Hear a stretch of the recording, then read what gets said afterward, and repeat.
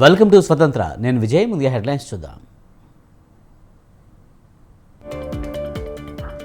రాజ్యసభ ఎన్నికల వేళ జగన్ సర్కారు వ్యూహం, గంటా రాజీనామాకు ఆమోదం.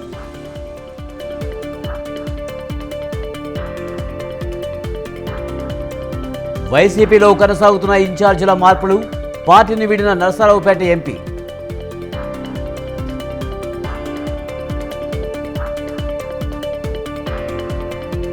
ప్రత్యేక హోదా హామీ సంగతి ఏమైంది? ఏపీ సీఎంకు వైఎస్ షర్మిల సూటి ప్రశ్న.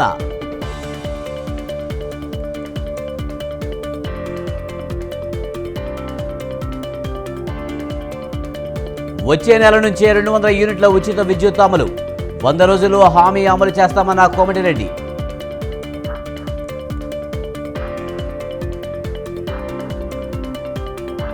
బాలక్రామ్గా అయోధ్య రామయ్య దర్శించుకునేందుకు పోటెత్తిన భక్త కోటి.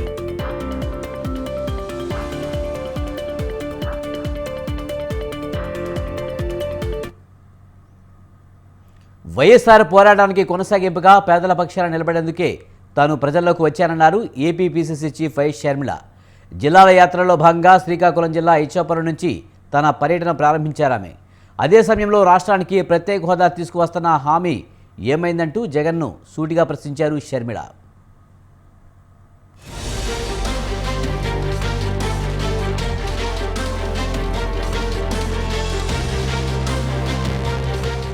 ఆంధ్రప్రదేశ్లో కాంగ్రెస్ పార్టీకి పూర్వ వైభవం తీసుకురావడమే లక్ష్యంగా తనదైన వ్యూహాలతో ముందుకు వెళ్తున్నారు AP PCC chief YS Sharmila.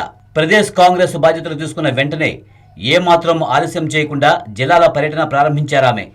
ఇందులో భాగంగా శ్రీకాకుళం జిల్లా ఇచ్చాపురం నుంచి తన ప్రయాణం ప్రారంభించారు.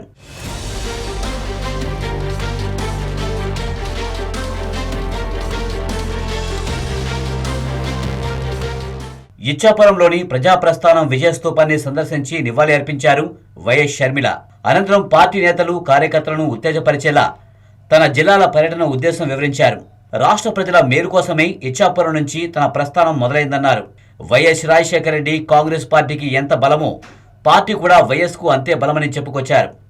హస్తం పార్టీ రాజశేఖర రెడ్డిని అవమానించిందంటూ కొందరు చేసే విమర్శల్లో నిజం లేదన్నారు షర్మిల.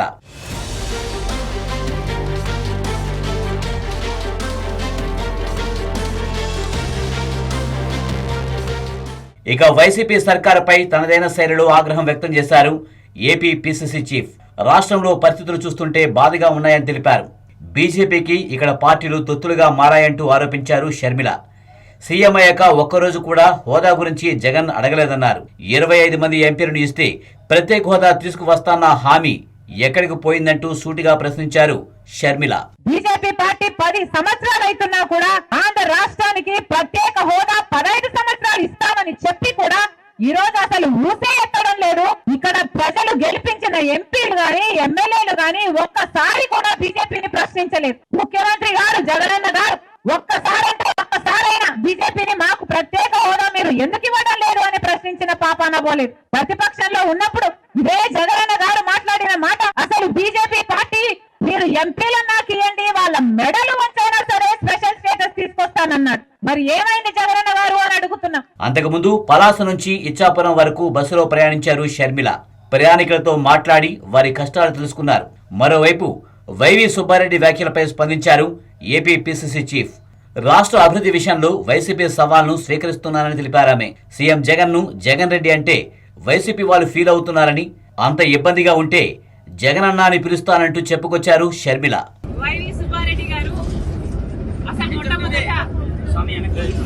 జగన్ రెడ్డి గారు అనడము వాళ్ళకు నచ్చలేదు. సరే, మీకు జగన్ రెడ్డి గారు అని నేను అనడం మీకు నచ్చకపోతే ఇప్పటి నుంచి జగనన్న గారు అని అనడం నాకేం అభ్యంతరం లేదు. కానీ వైవి సుబ్బారెడ్డి గారు వాళ్ళు చేసిన డెవలప్మెంట్ ని చూపిస్తామన్నారు. సరే సార్, మీరు చేసిన డెవలప్మెంట్ ని చూపించండి, మేమంతా సిద్ధంగా ఉన్నాం చూడటానికి. డే టు టైం మీరు చెప్పినా సరే, మమ్మల్ని చెప్పమన్నా సరే, మీరు చేసిన అభివృద్ధి ఏమిటో చూపించండి. మేమే కాదు, మీడియా వాళ్ళు కూడా వస్తారు, మేధావులు కూడా వస్తారు, ప్రతిపక్ష పార్టీలు కూడా వస్తాయి. మా అందరికీ చూపించండి. మేమందరం కూడా మీరు చేసిన అభివృద్ధి ఏమిటి, మీరు కట్టిన రాజధాని ఎక్కడ? మీరు నడుపుతున్న మెట్రోలు ఎక్కడ? మీరు కట్టిన పోలవరం ఎక్కడ? మీరు చేసిన డెవలప్మెంట్ కూడా అన్ని ఆంధ్రప్రదేశ్ లో అందరూ కళ్ళు. మొత్తంగా షర్మిల ఏపీ పిసిసి చీఫ్ గా బాధ్యతలు చేపట్టినప్పటి నుంచి తన సోదరుడు సీఎం జగన్పై చేస్తున్న విమర్శలు చూస్తే రాష్ట్రంలో అన్నా చెల్లెళ్ల సవాళ్లు మొదలైందన్న అభిప్రాయం వ్యక్తమవుతుంది.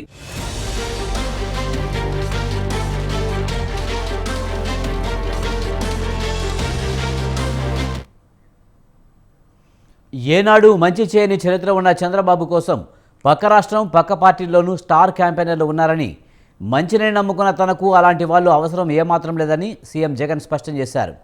ఉరవకొండలో వైఎస్ఆర్ ఆసరా నిధుల జమ కార్యక్రమంలో పాల్గొన్న ఆయన ప్రతిపక్షాల కూటమి రాజకీయంపై తీవ్ర విమర్శలు చేశారు. ఏ మంచి చేయకపోయినా, ఏ స్కీములు ఆయన అమలు చేయకపోయినా కూడా కేవలం మోసాలే ఆయన చేసినప్పటికీ చంద్రబాబుకేమో స్టార్ క్యాంపెయినర్లు దండిగా మంది ఉన్నారని ఎద్దేవా చేశారు.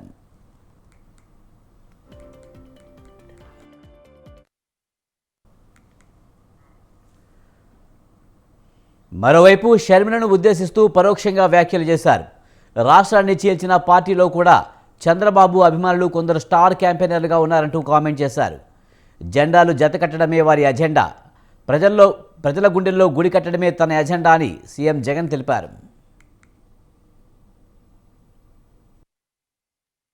అమరావతిలో బాబు భూములకు బెనామీలు ఉన్నట్టే మనుషుల్లోనూ ఇంకా ఇతర పార్టీల్లోనూ కూడా రకరకాల రూపాలలో చంద్రబాబు నాయుడు గారికి బినామీలు ఇప్పటికీ స్టార్ క్యాంపెయినర్లుగానే కొనసాగుతా ఉన్నారు. వీళ్ళందరూ కూడా మనకు కనిపిస్తా ఉంటారు. టీవీ లాంచ్ చేస్తే విశ్లేషకులు వీళ్ళే అని చెప్పి విశ్లేషకుల పేరు మీద కూడా వీళ్ళు కనిపిస్తారు. వీళ్ళందరూ కూడా పనిచేస్తారు. కారణం దోచుకోవడం, దోచుకున్నది పంచుకోవడంలో వీరందరూ కూడా భాగస్వాములే.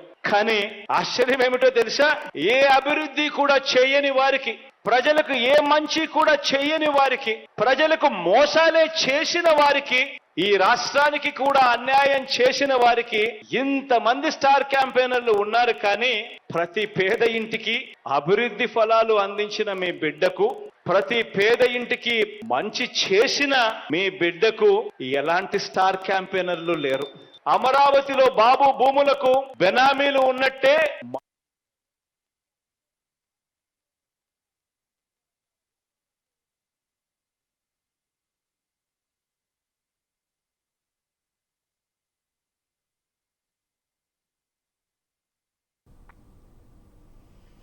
వైసీపీలో ఇన్ఛార్జీల మార్పు వ్యవహారం తీవ్ర అసంతృప్తి రాజేస్తుంది. పార్టీ అధిష్టానం వ్యవహరిస్తున్న తీరుకు నిరసనగా ఆ పార్టీకి చెందిన నరసరావు ఎంపీ లావు శ్రీకృష్ణదేవరాయలు రాజీనామా చేశారు. పార్టీ ప్రాథమిక సభ్యత్వంతో పాటు ఎంపీ పదవికి రాజీనామా చేస్తున్నట్టు తెలిపారు. కొంతకాలంగా పార్టీలో నెలకొన్న పరిస్థితుల దృష్ట్యా ఈ నిర్ణయం తీసుకున్నట్లు ఆయన ప్రకటించారు.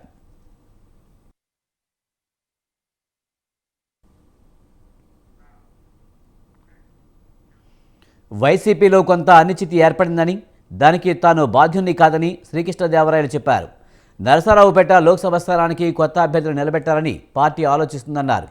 4.5 ఏళ్లలో నియోజకవర్గ అభివృద్ధికి తన వంతు కృషి చేస్తారని చెప్పారు.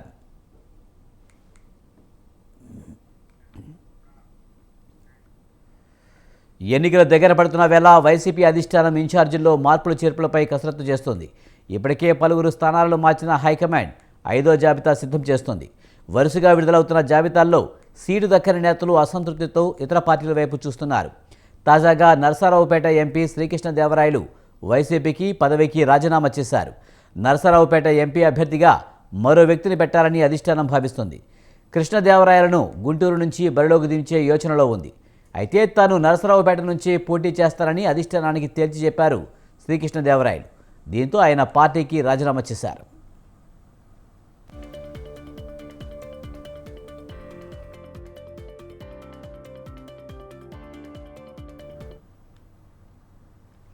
ఎన్నికల వేళ వైసీపీకి షాకుల మీద షాకులు తగులుతున్నాయి.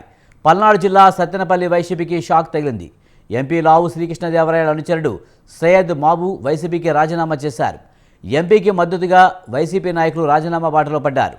గతంలో ఉమ్మడి గుంటూరు జిల్లా మైనారిటీ సెల్ కన్వీనర్, పల్నాడు జిల్లా మైనారిటీ సెల్ అధ్యక్షుడిగా సయ్యద్ మాబు పనిచేశారు.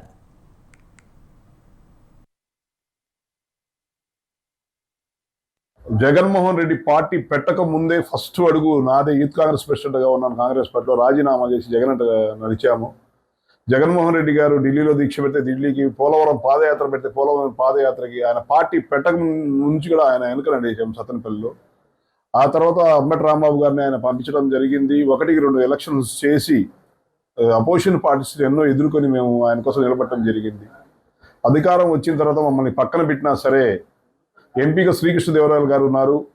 ఆయనతో కూడా సన్నిహితిగా ఉంటున్నాము. ఆయన ఉన్నారన్న భరోసాతో మేము ఇంతకాలం పార్టీలో కొనసాగుతూ ఉన్నాము. ఈరోజు ఎంపీ శ్రీకృష్ణదేవరాయలు గారు రాజీనామా చేసినందుకు మేము కూడా ఆయన సానుభూతిగా, ఆయన వెన్నంట నడవడిచ్చే వాళ్ళలాగా మేము కూడా రాజీనామా చేయడం జరుగుతున్నాం. జగన్మోహన్ రెడ్డి పార్టీ పెట్టక ముందే ఫస్ట్ అడుగు నాదే. యూత్ కాంగ్రెస్ ప్రెసిడెంట్గా ఉన్నాను. కాంగ్రెస్ పార్టీలో రాజీనామా చేసి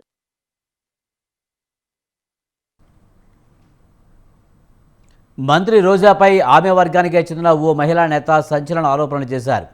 పుత్తూరు మున్సిపల్ కార్పొరేషన్లో 15వ వార్డు కౌన్సిలర్గా ఏకగ్రీవంగా ఎన్నికయ్యారు భువనేశ్వరి. ఎస్సీ అయిన జనరల్ వార్డులో ఏకగ్రీవంగా ఎన్నికయ్యారు. మున్సిపల్ చైర్మన్ పదవి ఎస్సీ రిజర్వ్డ్ కావడంతో భువనేశ్వరికి చైర్మన్ పదవి కట్టబెడతామని రోజా హామీ ఇచ్చారని భువనేశ్వరి ఆరోపిస్తున్నారు. మిగిలిన విషయాలను అన్న కుమారస్వామితో మాట్లాడాలని చెప్పారని ఆమె అన్నారు.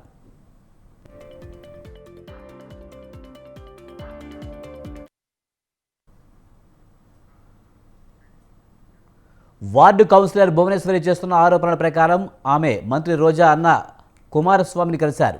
ముందుగా కుమారస్వామి మున్సిపల్ చైర్మన్ పదవికి 70 లక్షలు ఇవ్వాలని డిమాండ్ చేశారు. ఇద్దరి మధ్య బేరం 40 లక్షలకు కుదిరిందని భువనేశ్వరి తెలిపారు. 2 దఫాలలో కుదుర్చుకున్న మొత్తాన్ని కుమారస్వామికి అందించారన్నారు. మున్సిపల్ ఎన్నికలు జరిగి 3 సంవత్సరాలు కావస్తున్నా 2వ దఫా చైర్మన్ పదవి ఇస్తామని చెప్పిన మాట నేటికి నెరవేర్చలేదని, అవకాశం ఇవ్వాలని పలు దఫాలుగా కలిసినా ప్రయోజనం లేకుండా పోయిందని, ఈరోజు రేపు అంటూ కాలయాపన చేస్తూ వచ్చారని ఆమె అంటున్నారని ఆవేదన వ్యక్తం చేశారు.